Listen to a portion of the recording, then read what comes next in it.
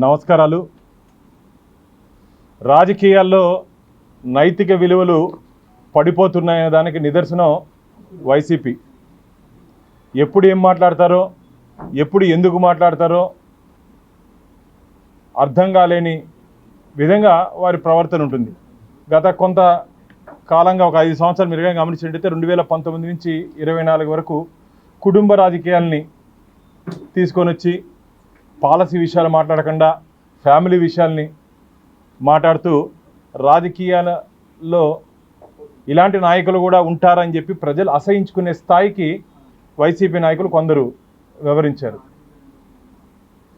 అందుకు బహుమానంగా ఆంధ్రప్రదేశ్ రాష్ట్ర ప్రజలు వైనాట్ 175 అంటే ఎందుకు మీకు వైనాట్ 175, మీరే కదా బటన్ నొక్కేది మా కోసము, మేము కూడా మీకోసం బటన్ నొక్కుతామని చెప్పి 11 స్థానాలకు పరిమితం చేస్తారు ఆంధ్రప్రదేశ్ రాష్ట్ర ప్రజలు.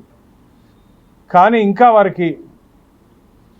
వారికి జ్ఞానోదయం కాలేదని చెప్పి నేను అనుకుంటున్నా.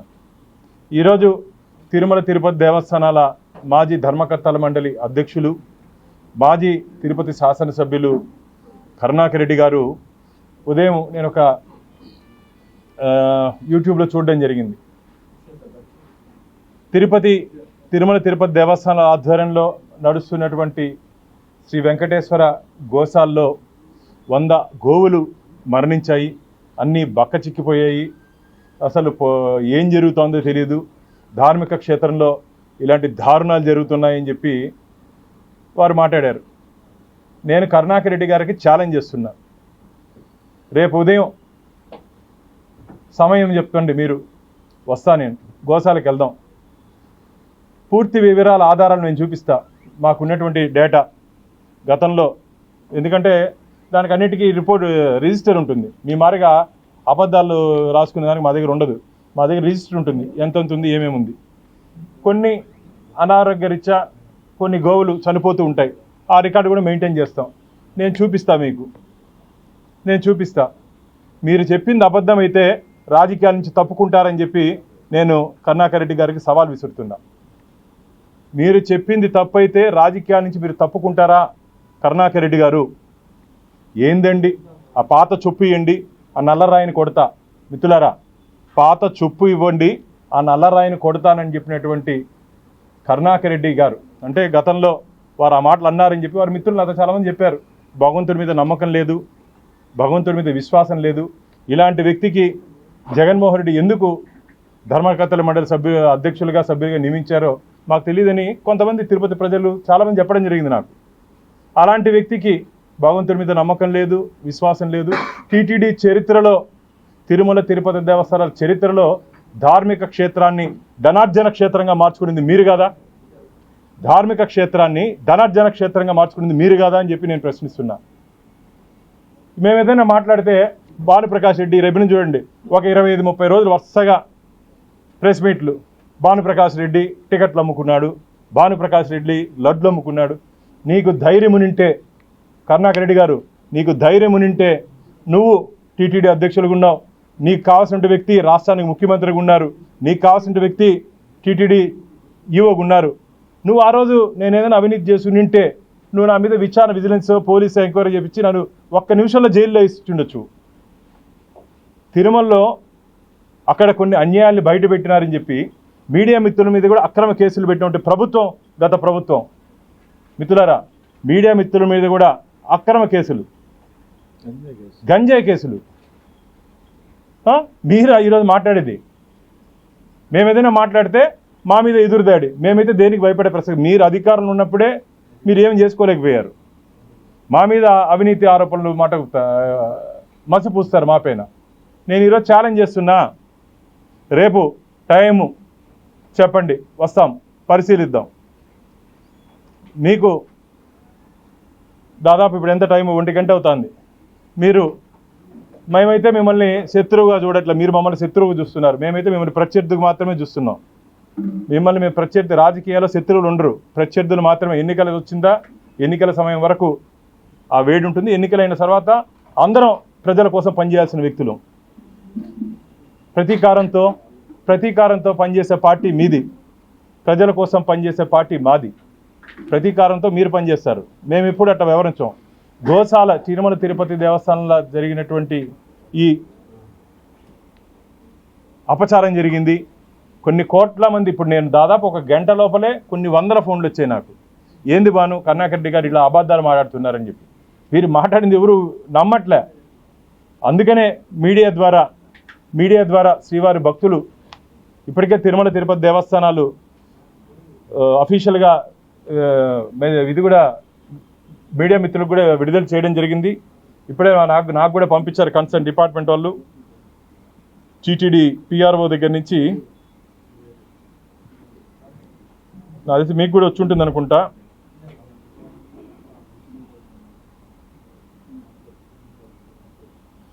మిత్రులారా, ఇప్పుడే టీటీడీ కూడా అఫీషియల్గా దీన్ని ఖండనిస్తూ పత్రికా ప్రకటన తిరుపతి 2025 ఏప్రిల్ 11 టీటీడీ గోశాలలో గోవులు మృతి చెందాయంటూ వస్తున్న వార్తలు అవాస్తవం.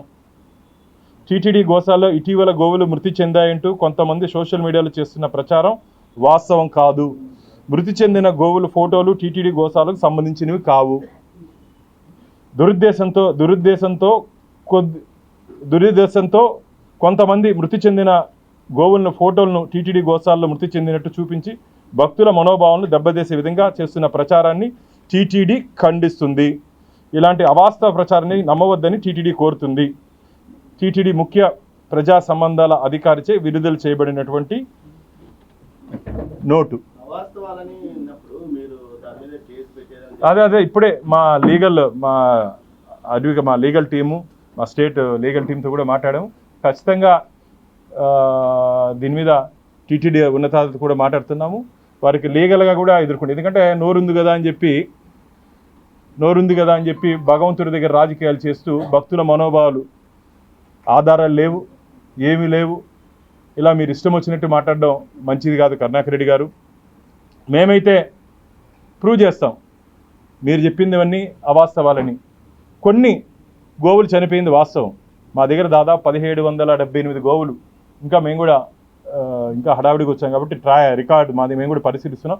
ఎవ్రీ మంత్ ఎంత ఉంది, దానికి హెల్త్ కండిషన్స్ సంబంధించినప్పుడు ఎవరు డాక్టర్స్ ట్రీట్ చేశారు, ఒకవేళ చనిపోయింటే ఎక్కడ పోస్ట్ మార్టం చేశారు, ఆ నివేదికన్నీ మేము వారికి చూపిస్తాం. మాకేం ఎవరికి భయపడాల్సిన అవసరం లేదు, ఎవరి దగ్గర దాచిపెట్టాల్సిన అవసరం లేదు. మేము వారిని రాయనియండి, మీడియాకు కూడా ఒకరు తీసుకొని చూపిస్తాం, తప్పేం లేదు. మీడియాకు ఉన్నటువంటి అనుమానాలు కూడా మేము ఖచ్చితంగా ఒకసారి మా టీటీడీ చైర్మన్ గారితో ఈవో గారితో మాట్లాడిన తర్వాత మేము కూడా పూర్తి ఆధారాలు మీ ముందు పెడతాం. ఎందుకంటే మీ ద్వారా ప్రజలకు తెలియాలి, మీ ద్వారా గోవింద భక్తులకు తెలియాల్సిన అవసరం ఉంది. Media is important role. ఇప్పుడు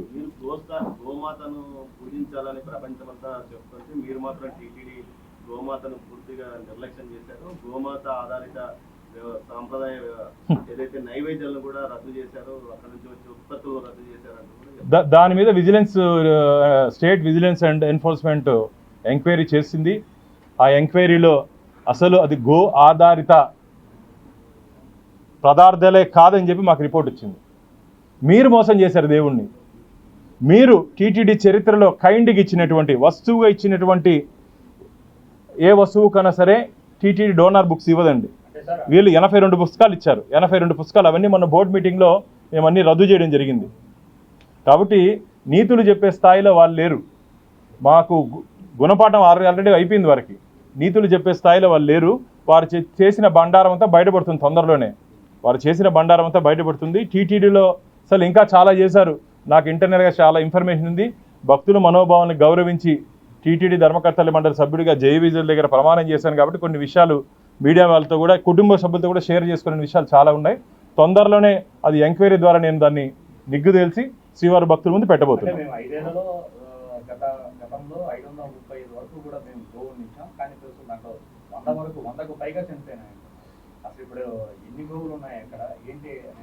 నేను వారిని కరుణాకర్ రెడ్డి గారిని రేపు నేను ఆహ్వానిస్తున్నా గోశాలకి. మొత్తం మా దగ్గర నుండి రికార్డులన్నీ చూపిస్తాం. వారు చెప్పింది తప్పు అని చెప్పి నిరూపిస్తాం.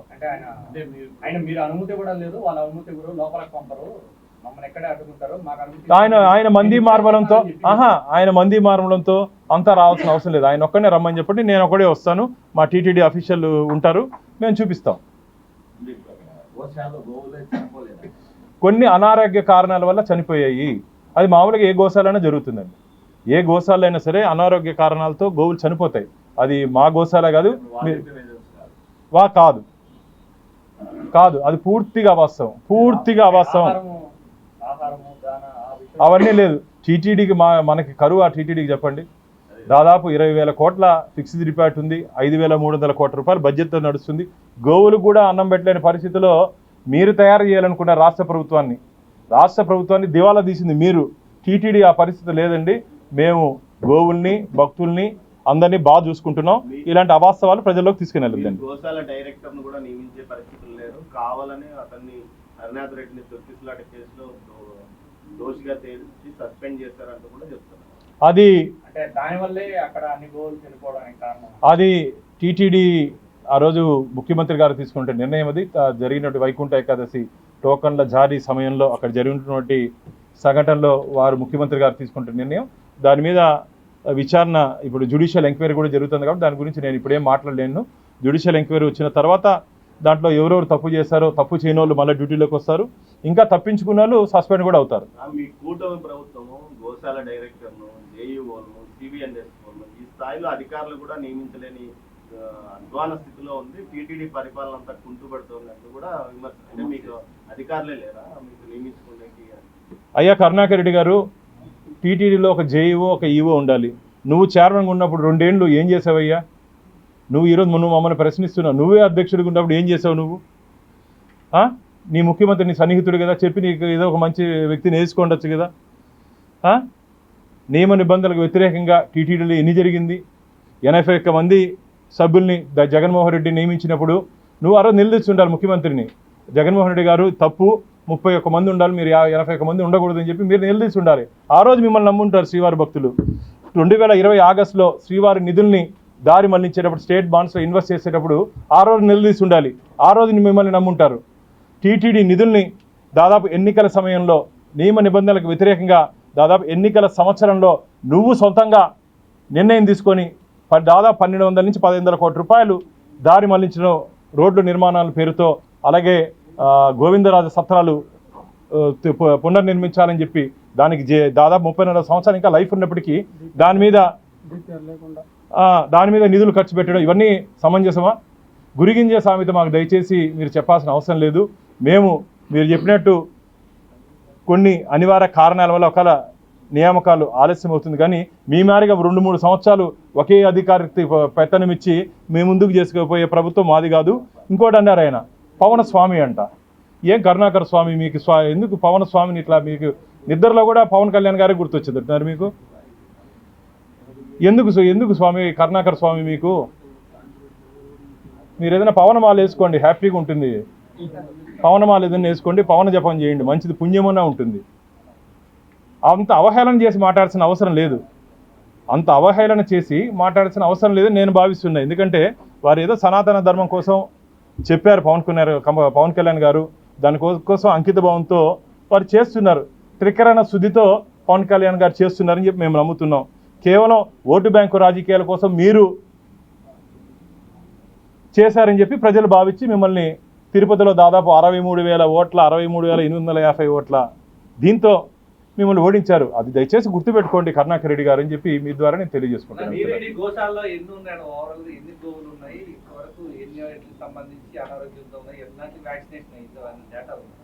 డేటా నాకు ఇప్పుడే టీటీడీ వారితో మాట్లాడడం జరిగింది, పంపిస్తామని చెప్పారు. వారు కూడా ఆ పూర్తి వివరాలు సాయంత్రం ఒక 2 అవర్స్లో ఎన్ని చనిపోయాయి, ఎందుకోసం చనిపోయాయి, మొత్తం వివరాలు మీకు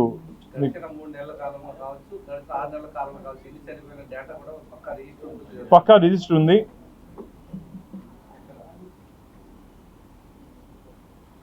admission by donations, total admissions పూర్తి వివరాలు ఇంకా ఇవ్వలేదు. నాకు తెలిసినంత వరకు 1768 గోవులు ఉండాలి నాకున్నటువంటి ఇన్ఫర్మేషను.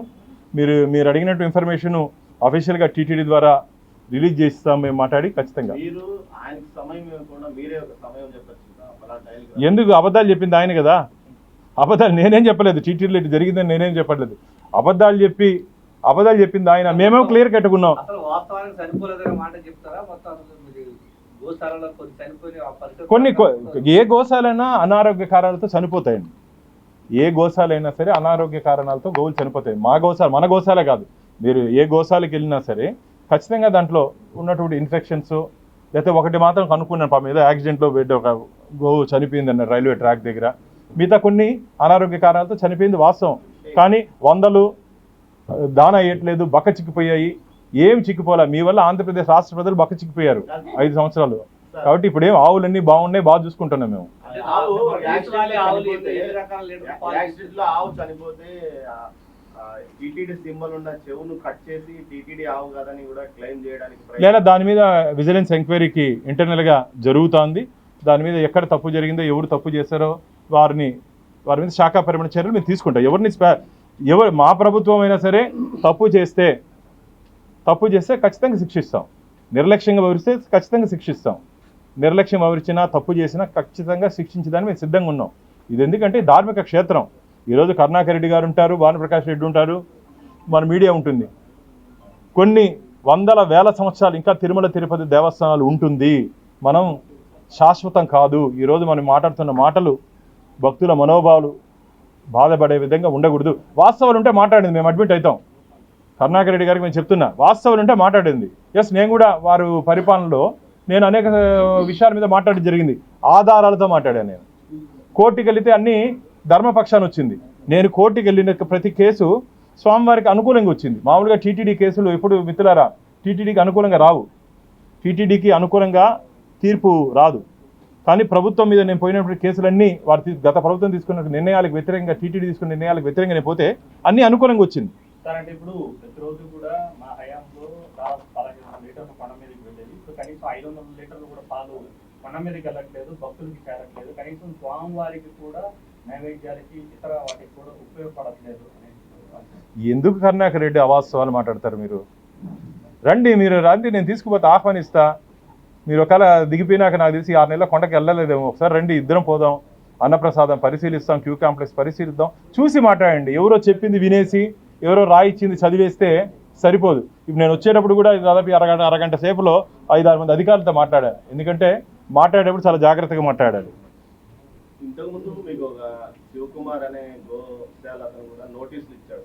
ఎస్, మీరంతా గోమాతను వ్యతిరేకంగా, దేశవాళీ గోమాతలకు వ్యతిరేకంగా మీరు చేస్తున్నారు, దీనిపైన మీరు ఖచ్చితంగా సమాధానం చెప్పాలి. అయ్యా కరుణాకర్ రెడ్డి గారు, అలిపిరి పాదాల చెంత గోపూజ గోతులాభరం పెట్టించిందే మేము. గోపూజ గోతులాభరం నేను మొట్టమొదటి ధర్మకర్తలు 2015-17లో గోపూజ గోతులాభరం అనేది అసలు తెలియదు. కరుణాకర్ రెడ్డి గారికి కూడా తెలిసి ఉండకపోవచ్చు, నాకు కూడా తెలియదు. నేను చాగంటి గారి దగ్గరికి వెళ్ళినప్పుడు వారి ఆశ్రమంలో చూశాను. దాన్ని ఇక్కడ తీసుకొని వచ్చి గోపూజ గోతులాభరం పెట్టించింది మేము.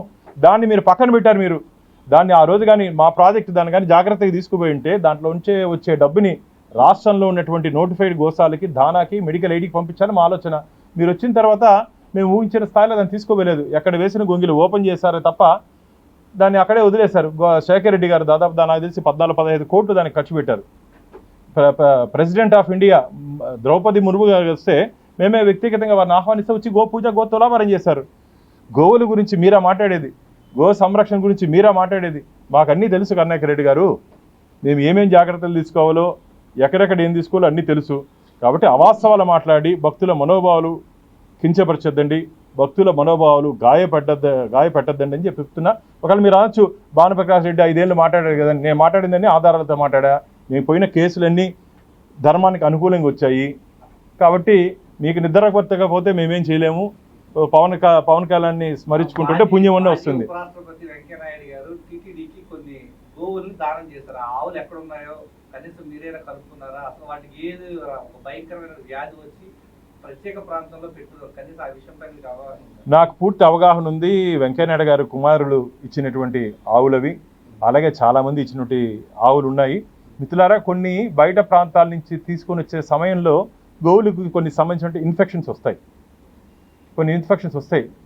దాని ద్వారా పక్కదానికి ఏమంటారు ఇన్ఫెక్ట్ అవ్వకుండా కొన్ని జాగ్రత్తలు తీసుకోవాల్సిన అవసరం ఉంది. ఏ జాగ్రత్తలు తీసుకోవాలో అన్నీ తీసుకున్నాం. కాబట్టి అయ్యా కరుణాకర్ రెడ్డి గారు, మీకు ఒకవేళ ఎవరైనా చెప్పిన మాట వినేసి ఇమీడియట్గా మాట్లాడతారేమో.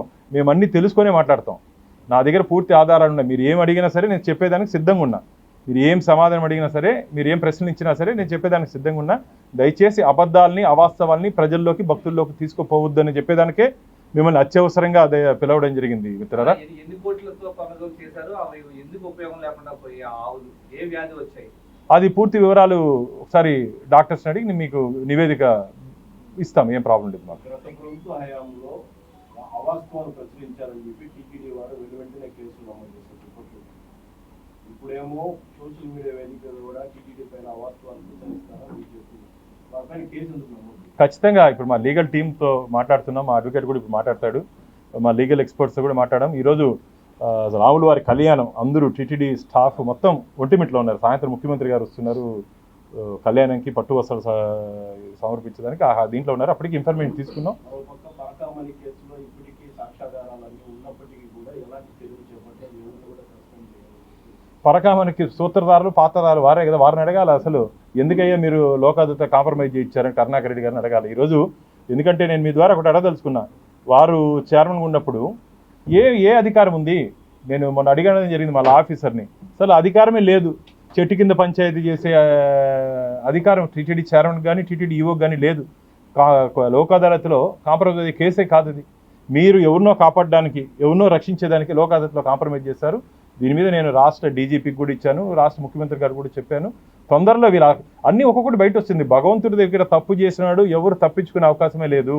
వెంకటేశ్వర స్వామి దగ్గర తప్పు చేసినాడు ఈ చేత్తో చేస్తే ఈ చేత్తో అనుభవిస్తారు. గతంలో దీనికి సంబంధించిన సంఘటనలు మనకు ఉన్నాయి. నేను ప్రస్తావన తేను. భగవంతుడితో ఆడుకున్న వాళ్ళని, భగవంతుడి దగ్గర అవినీతి చేసిన వారి పరిస్థితి ఏ విధంగా ఉందో మనందరికీ తెలుసు తిరుపతిలో సంబంధించి. కాబట్టి రాబో రోజుల్లో పూర్తి వివరాలు వస్తాయి. మాకు బాధ ఏమిటంటే ఈ రాజకీయాలు చేసుకుందాం. గత 5 సంవత్సరాలు ఫ్యామిలీ విషయాలు తీసుకొని వచ్చి చేశారు. ఇప్పుడు సెంటిమెంట్ విషయం కావాలి వాళ్ళకి. భగవంతుడిని లాగాలి, ఎందుకంటే 11 స్థానాలకి పరిమితం అయిపోయారు. రాజకీయాల్లో మా గురించి మాట్లాడడానికి ఏమీ లేదు, గ్యాప్ ఇవ్వట్లేదు. రాజకీయ విమర్శలు చేయడానికి ఏమీ లేదు. కాబట్టి భగవంతుడి చివరకు వచ్చి ఇక్కడ ఏదైనా జరగనవన్నీ జరిగినట్టు 1-2 ఏదైనా జరుగుంటే, ఒకవేళ మీరు 2 ఏదైనా అనారోగ్యంతో దాన్ని 100 జరిపినాయి, బక్క చిక్కిపోయినాయి అని చెప్పి మాట్లాడడం మంచిది కాదు. అన్నీ ఆరోగ్యంగా ఉన్నాయి. దానికి కావాల్సినటువంటి పోషణ మీరైతే పోషించలేదేమో మీ దీంట్లో, మేమైతే పోషించడానికి సిద్ధంగా ఉన్నాం.